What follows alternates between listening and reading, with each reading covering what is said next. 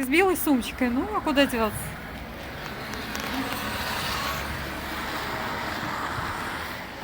Вот эту обувь я себе заработала тогда путем долгих мучений. То есть меня мотали в первую и вторую смену, потом в первую опять выходи. И, кстати, эту вот это вот выстроили. Ну, то есть во вторую смену отработать до самого конца. Потом я шла пешком, потому что денег было мало.